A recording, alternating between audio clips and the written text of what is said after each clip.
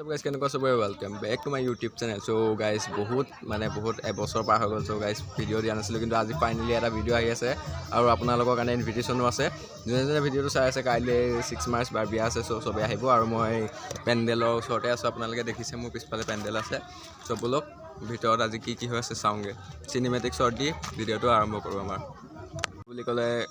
হুলস্থুলটো থাকিবই চ' অলপ হুলস্থুল হৈ আছে চ' আপোনালোকে এডজাষ্ট কৰি ল'ব গাইজ চ' ব'লক চিনেমেটিক শ্বৰ্টটো এনজয় কৰক গাইজ